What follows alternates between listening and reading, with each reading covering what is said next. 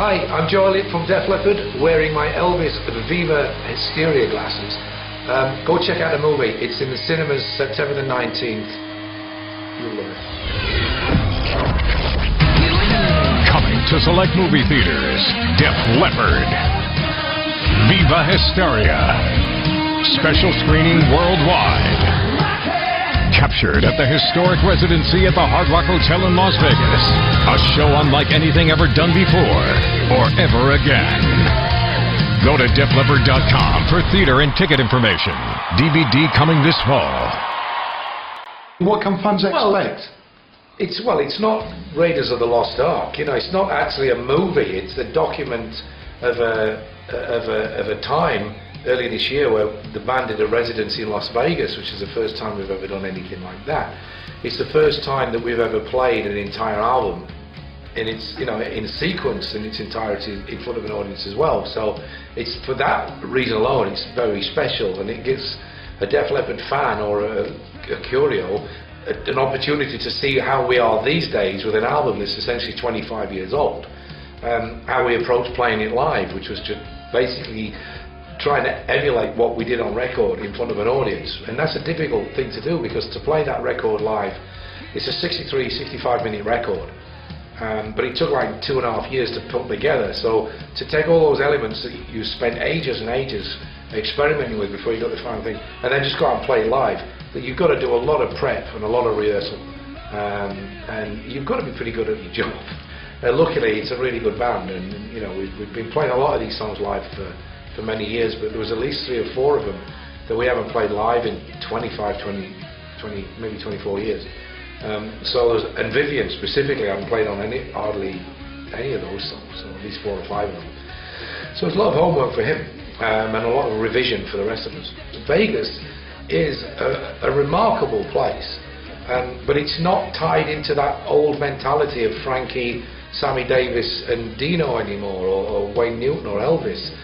The residencies now, it's Motley Crue, Guns N' Roses, Def Leppard, Cheap Trick, Elton John, Rod Stewart. The Who were in just after us, and Prince was following us as well. A lot of artists are going in there doing multiple shows in this kind of environment. So it's very rock and roll town now. So that's why we felt pretty good about going in there and doing it. You're not jumping on the One Direction bandwagon? Well, no, I don't think so. Sadly, theirs has come out before ours, and no doubt it will be watched by a lot more teenagers than ours will. This is the antidote to One Direction.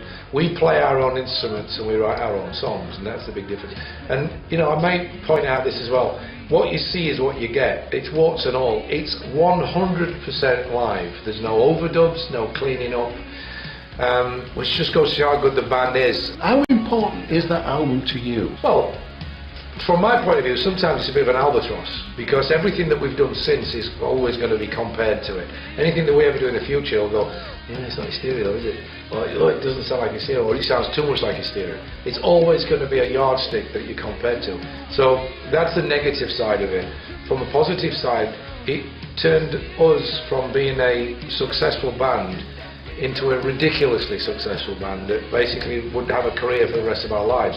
It put us in a position to, if we wanted to, be in the same band as brothers, if you like, as anybody from the Kinks to the Hollies to Led Zeppelin to Black Sabbath, where we were going to be a name band forever, because we can screw up now, but that album can't screw up. All that album can do is keep getting better, because the older it gets, the more nostalgic it becomes in people's lives. And I mean, the amount of times that I've been told they got married to it, they got divorced to it, they lost their virginity to it.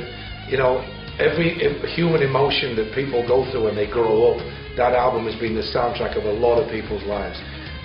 So from that point of view, it's a vastly important record. It's by far our most commercially successful record, and it always will be. I don't think anybody will ever sell records like that again. No artist, even Gaga probably won't. And I know it's influenced a lot of, in fact, it's influenced her, because Lady Gaga has said in the press, you know, she's a huge fan of Def Leppard's harmonies, like on the Hysteria record. You're like, well, that's nice to know, you know. So, you know, when you make a record that's sold that many copies and is mostly well regarded, it's a good thing. But there is obviously always a slight downside to anything like that, where people think it's the only thing you've got, and believe me, there's a lot more to us than you There are some great hits on there. I think you've got 7 really massive hits on there. Yeah, we could have had 9. I mean, we made ourselves stop, you know. I've got to ask you, what's your favourite of the album? I mean, what's your favourite track? And is it one of the big hits? Or? Well, it changes on a daily basis. You know, that's like asking which is your favourite child.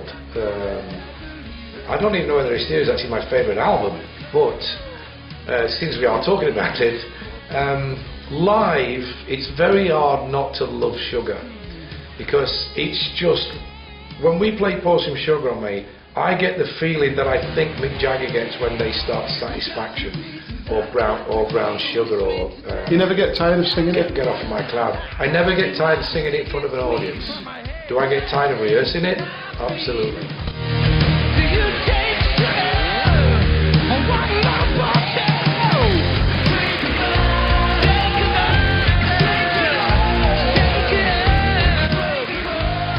It's a great song. It's a pop rock song. It's got all the elements of We Will Rock You with more guitars.